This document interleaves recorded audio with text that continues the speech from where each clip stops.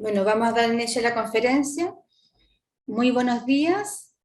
Hoy presentaremos el informe de tendencias del mercado del cobre correspondiente al segundo trimestre del año 2021. Nos acompañan en la conferencia el subsecretario de Minería, señor Edgar Blanco, el vicepresidente ejecutivo de Cochilco, señor Marco Riveros, el director de Estudios y Políticas Públicas, Jorge Cantayops, y el coordinador de Mercados Mineros, Víctor Garay. Antes de iniciarlo, una pequeña coordinación. Si tienen preguntas que formular, háganla a través del chat que ofrece la plataforma. Luego de ello, una termine la conferencia, yo la formulo públicamente y quien corresponda la responde.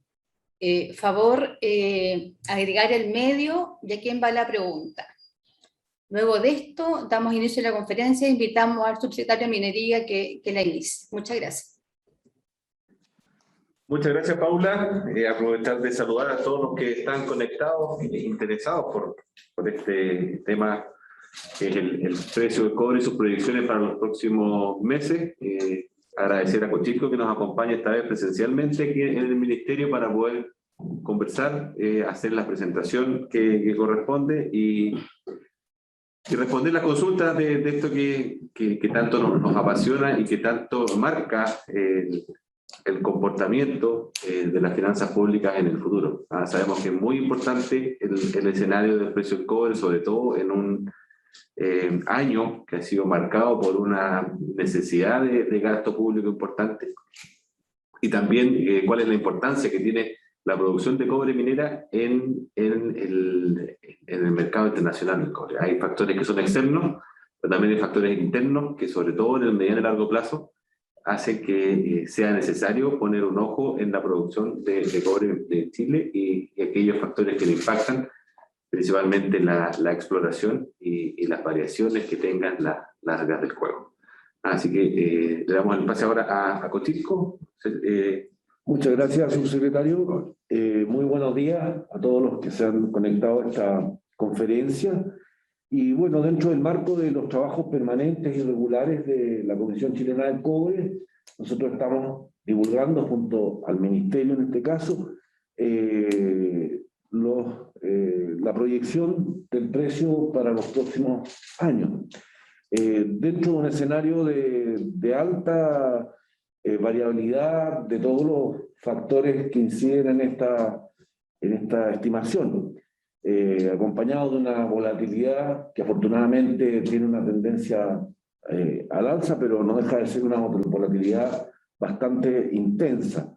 Y nos referiremos en la práctica a los fundamentos más importantes que nos permiten hacer esta proyección, y para eso dejo a cargo a la Dirección de Estudios de la Comisión Chilena del Cobre, que en esta materia tiene una vasta experiencia, una vasta trayectoria y una alta credibilidad en las estimaciones que realiza. Dejo a don Jorge Cantayops y a don Víctor Garay a cargo de esa presentación, y obviamente reitero la disponibilidad para absorber las consultas que ustedes pudieran formular. Muchas gracias, presidente. Muchas gracias, secretario. En términos generales, el informe que estamos entregando actualmente tiene algunas diferencias con respecto a los informes anteriores. En primer lugar, estamos incorporando ya desde hace algún tiempo lo que pasa con el mercado de los concentrados. Y en segundo lugar, con respecto al informe anterior, recoge algunas modificaciones que han habido en los mercados. Luego, Víctor Garay va a hacer el detalle de la presentación, pero lo que hemos visto en el último tiempo es que esta tendencia fuerte al alza, con mucha oscilación que veníamos viendo, se ha ido reduciendo en términos de oscilación, y se ha ido estabilizando el precio a un nivel algo inferior a lo que pensábamos en nuestra última actualización. Por lo tanto, hay un ajuste en la proyección levemente a la baja. Desde el punto de vista de la producción nacional, como ya lo mencionaba el subsecretario, no hay un crecimiento muy importante en la producción nacional, y eso es un detalle importante, porque las condiciones de mercado podrían ser mucho más beneficiosas si hubiésemos estado en un escenario distinto de producción, y por lo tanto es clave desde el punto de vista del desarrollo del país el continuar creciendo, generando nuevos proyectos, y obviamente hay que trabajar en generar las condiciones para que eso pueda ocurrir. Dejo ahora a Víctor Garay para que haga el detalle de la presentación con los resultados de nuestro informe, que va a estar público en la web o dentro del día o más tarde mañana en la mañana. Buenos días a todos los que nos están escuchando. Yo les voy a presentar los principales resultados y fundamentos del informe de tendencias del mercado del cobre correspondiente al segundo trimestre del presente año. No obstante que es a junio, el nombre del informe, la data y los datos están hasta ayer, 13 de septiembre. Para comenzar, vamos a hablar de cuáles han sido los factores que están influenciando la evolución del precio del cobre. Bueno, lo primero es ver la tendencia que ha tenido el precio, y lo primero que resalta es que la tendencia es positiva, salvo casi en el último trimestre, que es más bien plana, pero con una alta volatilidad. Una baja importante durante agosto se produjo a raíz de que la Reserva Federal trató de decir que durante el presente año iba a comenzar a reducir los estímulos fiscales, principalmente la compra de bonos del Tesoro, y con ello el precio del dólar en los mercados internacionales se pegó una subida, y eso afectó al precio del commodity, que es la última parte. Perdona que te interrumpa, no se ve bien la presentación, no está a pantalla completa.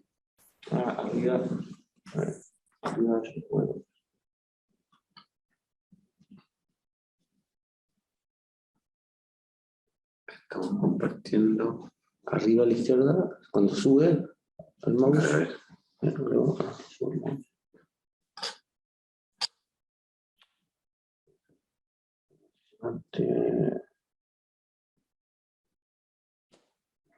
Eventualmente esto permite hacer un cambio de pantalla. No, es maximizar esta pantalla, que es donde está esa pantalla. No.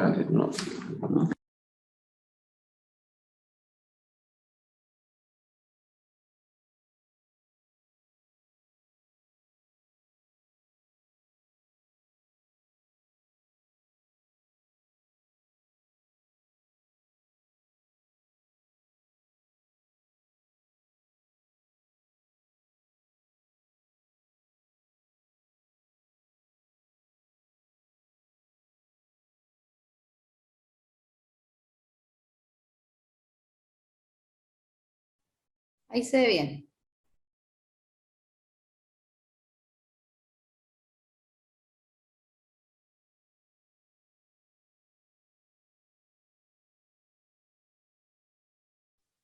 Como estábamos comentando, en los últimos 2 meses el precio del cobre ha presentado como una tendencia lateral, al contrario de lo que fue en meses previos, que la tendencia era claramente positiva. Y con esto queremos decir que el potencial de crecimiento del precio del cobre es menor que hace un par de meses atrás. ¿Y por qué ocurre esto?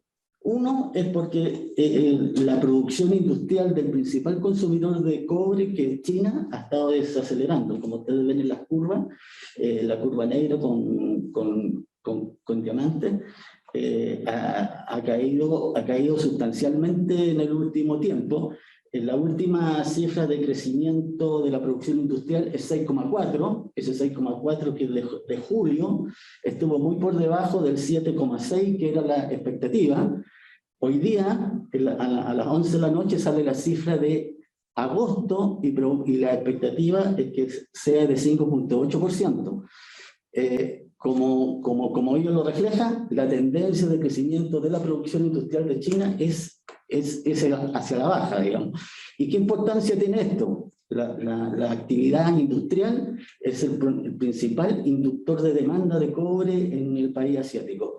El otro importante inductor de demanda es el mercado inmobiliario, y que también ha estado desacelerando. En términos de una visión más fina de lo que es el sector industrial, una parte de ella es el sector manufacturero, que también ha estado decayendo. Uno ve que en julio el índice de crecimiento del sector manufacturero se ubicó por debajo de los 50 puntos, que es la barrera que separa la zona de expansión de la contracción, digamos. Ya, en términos de Las importaciones de cobre del país asiático, bueno, uno ve que las importaciones de cobre refinado, ánodo y algunos productos de cobre cayó en el acumulado del año 15%. En el concentrado aumentó, pero si uno convierte a toneladas finas, ambos indicadores, en el neto ha caído como 800.000 toneladas las importaciones de cobre de China. Esta es una parte de la demanda, ¿no?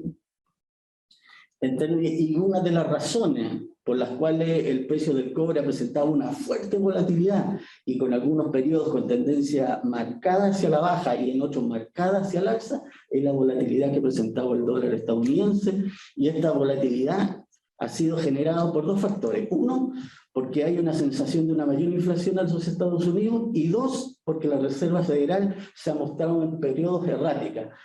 Han habido periodos en que ha dicho que iba a subir para reducir los estímulos monetarios este año, y ha habido periodos en que ha dicho no, este año no hay reducción de estímulos. Entonces el dólar ha fluctuado y tiene una alta volatilidad. ¿Ya? Uno de los factores que podría presionar al alza el precio del metal es que los inventarios están muy bajos. De hecho, el inventario en la Bolsa de Futuros de Shanghái de ayer fue el menor en una década. Esto podría presionar el precio del cobre al alza o mantenerlo en el nivel en que estamos, que ya es bastante alto. Pero eso va a depender en el corto plazo de lo que haga la Reserva Federal con los estímulos monetarios. Hoy, a esta hora, debió haber salido la tasa de inflación de agosto.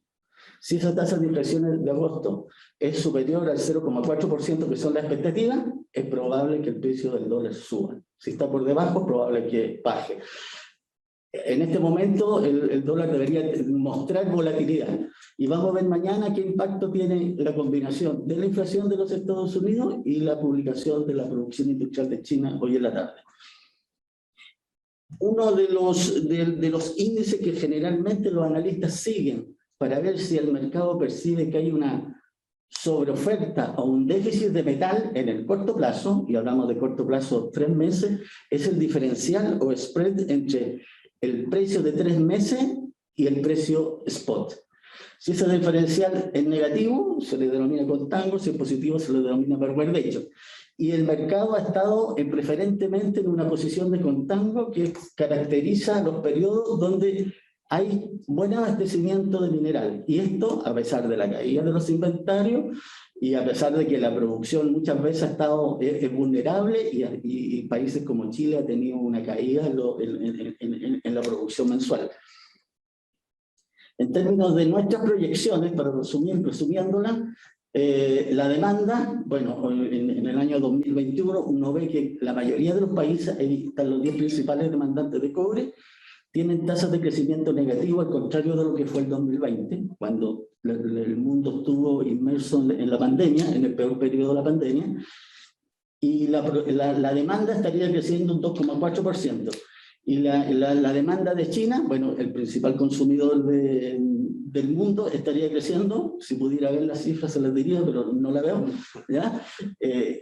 Y en el año 2022, bueno, el mundo se recuperaría a una mayor tasa. Esto suponiendo que la evolución de la pandemia continúa más o menos como es hoy día, y no aparece una variante que realmente sea más contagiosa, más mortal, y que obliga a los países otra vez a confinar el próximo año.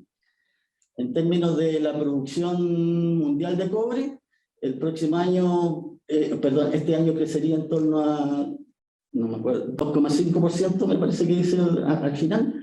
1,2%, la del mundo, sí. La del mundo, 1,2%, y esa tasa de 1,2 está por debajo del 2,4 que crece la demanda. O sea, el mercado tiene un potencial de seguir sosteniendo el precio. No vamos a decir que va a subir mucho, pero va a sostener, y vamos a terminar este año con un precio sobre los $4, que es muy bueno, digamos. De hecho, los últimos 7 meses hemos tenido más o menos precios por sobre los $4, a pesar de todos los vaivenes que ha tenido el mercado. Y resumiendo, la lámina que resume todos los fundamentos de mercado es esta, donde podemos ver que en el año 2021 se produciría un déficit de metal, cosa que se revertiría el año 2022. Los volúmenes de déficit no son tan significativos y uno podría decir que estos son mercados en equilibrio. 200.000 toneladas o 190.000 toneladas es relativamente poco, digamos. Es una operación minera en el mundo, ¿no? Y nuestro perfil de precio para el 2021 es de 4.20. Esto tiene implícito, 4.20 tiene implícito que de aquí a fin de año el precio promedio sería de en torno a 4.25. Si uno ve el último mes, los últimos 20 días de transacciones de precio del cobre están en 4.24.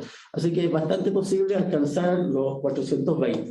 El próximo año, como se va a producir un superávit, el precio sería de 3.95. Los factores que estarían detrás de esta presión alcista del precio del cobre, bueno, el principal factor es que el mundo mantiene un nivel de liquidez alto. Los países desarrollados han implementado importantes programas de estímulos monetarios para salir de la crisis que ha producido la pandemia. Se va a salir, pero de forma lenta, y ese es el principal gatillador, digamos. Y eso va a producir crecimiento económico en el año 2022. Hacemos el supuesto de que no se va a parecer al año 2020, la crisis epidémica va a estar controlada con vacunas más abundantes de lo que hay hoy en día.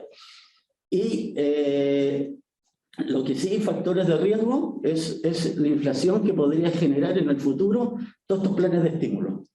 Ese es el principal factor de riesgo que uno podría ver para el precio del cobre en el corto plazo, porque en el largo plazo las perspectivas son bastante favorables todavía.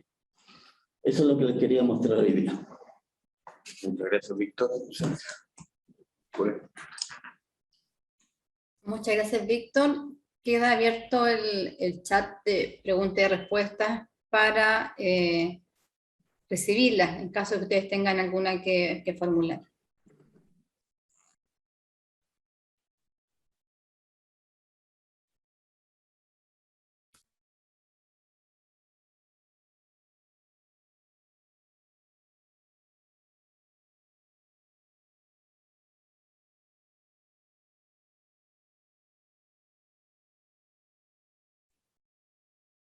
Y tenemos una de Felipe Gallegos. ¿Qué elementos inciden en esta leve recorte en las proyecciones de precio del cobre? Bueno, principal factor que nos llevó a ajustar a la baja la proyección del precio del cobre de 4.30 a 4.20 fue que la economía china desaceleró más rápido de lo que se había estimado. Es una sorpresa que China haya reducido, después que se recuperó tan fuerte de la crisis y la pandemia, también se está reduciendo muy fuerte las tasas de crecimiento, sobre todo del sector industrial, como lo mostramos en la lámina, y que hoy la cifra de producción industrial de 5,8 esperada sería una de las más bajas de los últimos 5 años.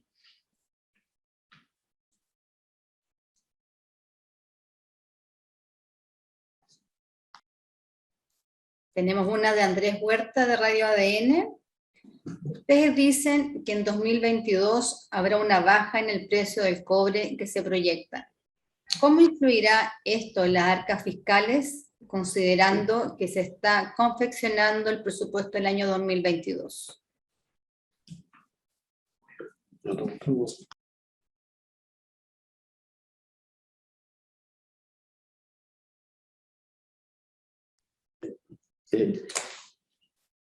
Para el próximo año estamos proyectando un precio de 3.95 la libra. El presupuesto para el próximo año probablemente se va a formular a un precio muy inferior a esa cifra, ¿no? Así que si bien nuestra baja del precio del cobre en ese sentido, en esto, no tendría incidencia en la formulación presupuestaria, porque el presupuesto se formula a precios más conservadores, digamos, que es lo normal. Pero esa baja es consecuencia de que la producción de metal de cobre, particularmente en el mundo, se va a ir normalizando, ¿no? Entonces, este precio es un precio esperado por el mercado, que es muy distinto a los precios que se usan para formular presupuestos nacionales. complementar que el presupuesto de largo plazo, que continúa siendo la regla de la elaboración del presupuesto en Hacienda, el comité de expertos proyecta un precio de largo plazo de 3.31. 3.31 significa que 3.90, 3.95, si es que se llega a dar esta proyección, es un excelente precio y un precio que está por sobre la tendencia de largo plazo. Por lo tanto, de todas maneras, es un buen escenario. Ahora, lo fundamental es poder aumentar la producción. Y eso es otro. En algo va a aumentar, pero yo creo que ahí es donde está el principal desafío. Otra pregunta del Mercurio. Perfecto, se la formulo. ¿Existe una actualización respecto al impacto de la variación de cada centavo del precio del cobre en los ingresos fiscales?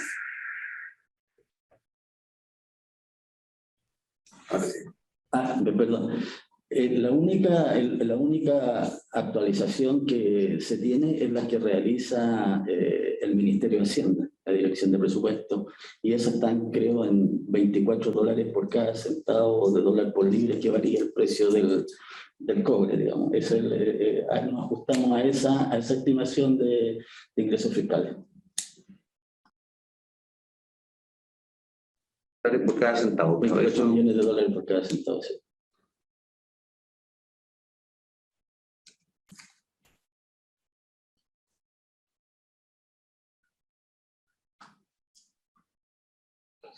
¿En qué se debería trabajar para aumentar la producción de cobre? Eso es más difícil. Claro. Inversión. Tenemos una pregunta de Emol, de Ignacia Monita. ¿En qué se debería trabajar para aumentar la producción de cobre? Bueno, gracias Ignacia por la pregunta. Son distintos los factores que influyen en la producción de cobre, sobre todo entendiendo que los proyectos mineros son proyectos de largo plazo y muy intensivos en capital en un principio. ¿Ya?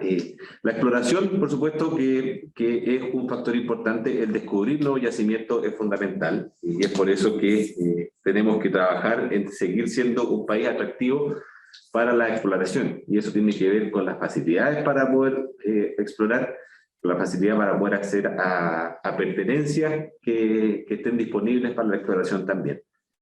Por otra parte, como los proyectos son intensivos en capital y de largo plazo, las reglas claras de la economía y la estabilidad del Estado también son fundamentales para poder atraer este tipo de inversiones.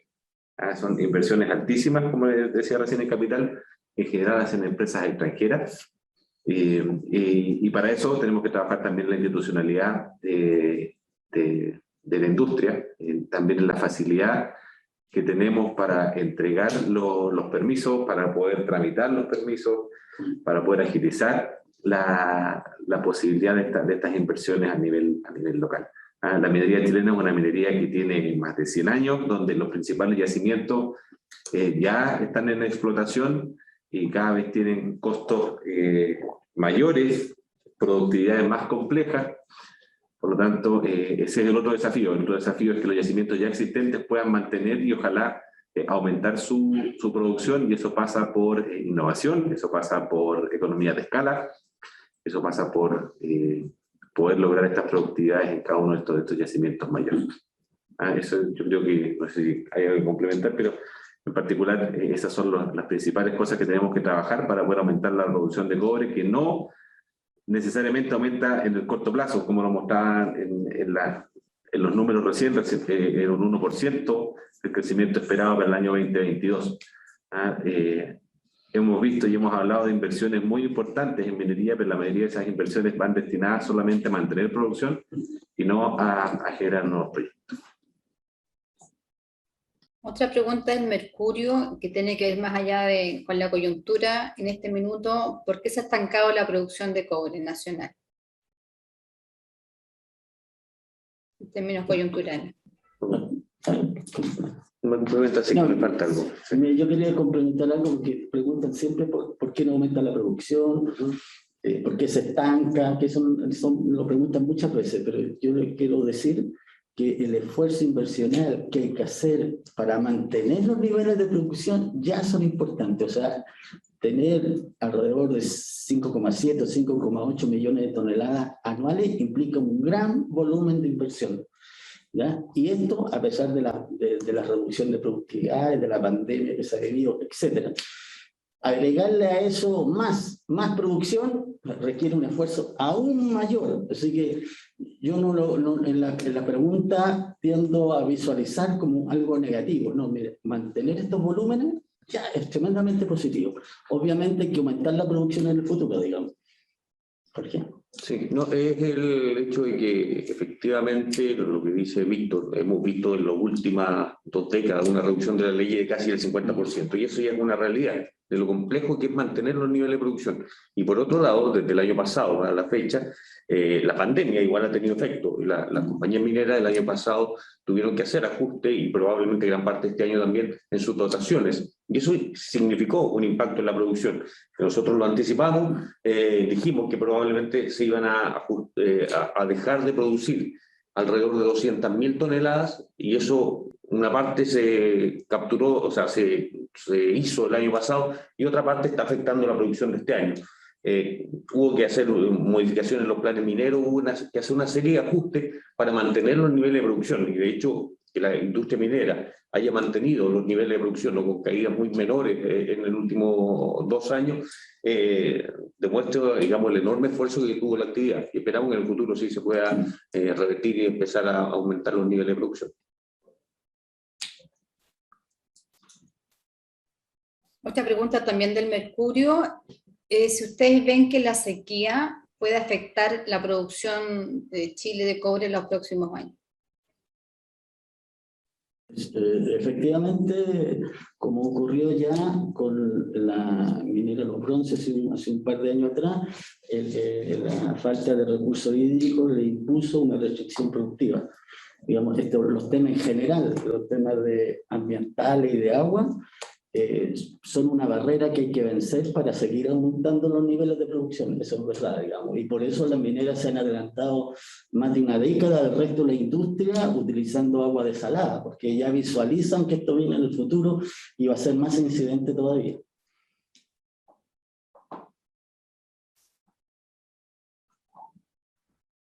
Perfecto, no veo alguna otra consulta de los periodistas. Si es así, ya damos por concluida esta conferencia de prensa y estamos disponibles en caso de que ustedes requieran alguna aclaración durante el día. Eso es. A ver, aquí dice CNN está conectando, no sé si tiene alguna pregunta. Esperemos unos minutos. La estoy escribiendo, dice ya, un minuto.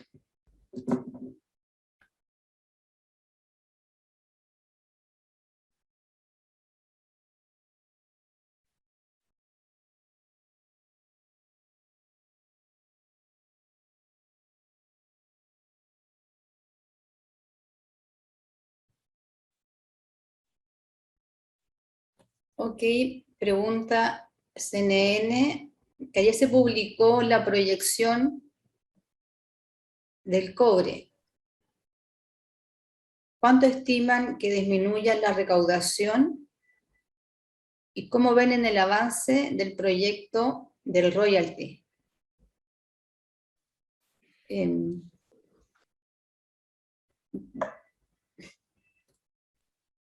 un poco parecido.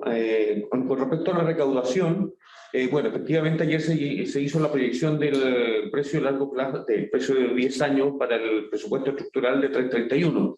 Y eso es un nivel superior al del último presupuesto estructural, lo que significa que teóricamente el presupuesto para los próximos 10 años debiera ser teóricamente más expansivo, si es que no hubiésemos tenido un tan expansivo en los últimos 2 años. Por lo tanto, probablemente eso se va a ajustar, digamos, y vamos a tener presupuestos más equilibrados en los próximos años. Pero es una buena noticia el 331 desde el punto de vista de la proyección, y por lo tanto nuestra proyección de corto plazo, que es de 4.20 para este año y de 3.95, son buenas noticias para eso, independiente de cuánto va a ser la recaudación de cada año. Eso es un dato bastante más difícil de precisar, que tiene que ver con una serie de otros factores.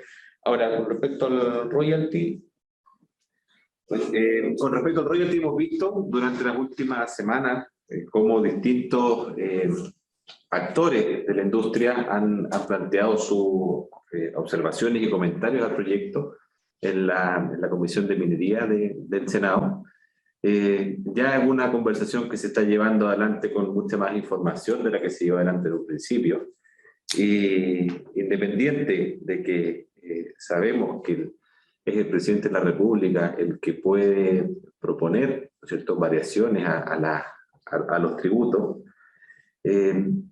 ha existido de distintos actores la disposición para conversar, y nosotros hemos seguido desde el Ministerio de Minería muy atentos el desarrollo de estas conversaciones, entendiendo lo que hemos conversado hace unos minutos atrás, de la importancia de cuidar la industria minera nacional, de ver que no estamos capturando hoy día todo el valor que pudiésemos capturar en un escenario de precios altos, y tampoco se ve que nuestra producción en los próximos años pueda crecer de manera sustantiva. Y estas modificaciones a las reglas del juego o a la tributación pueden significar incluso que inversiones que se estaban pensando hacer en Chile se hagan en otros países. Además, el hecho de tener un royalty ad valorem o un royalty que grave netamente las ventas, significa al final subir la ley de corte, subir los costos de los proyectos y probablemente dejar fuera aquellos proyectos que están en condiciones más marginales de operación. Un royalty ad valorem al final grava más a las empresas que ganan menos que las empresas que ganan más.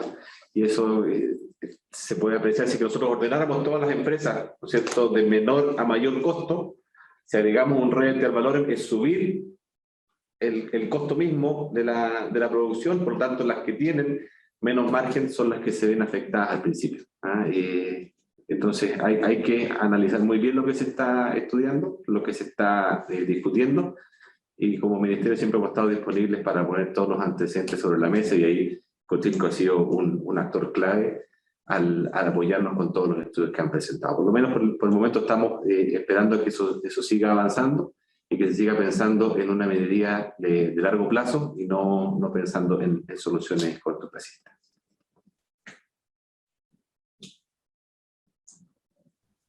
Muchas gracias.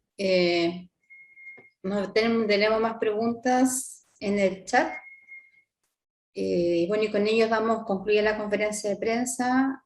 Muchas gracias a los expositores, también a los periodistas que se han conectado.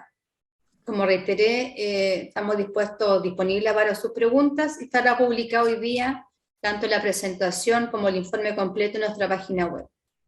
Muchas gracias. Gracias, Paula, y gracias a todos los que se conectaron. Gracias, estamos. Gracias, Paula. Que estén muy bien. Muy bien.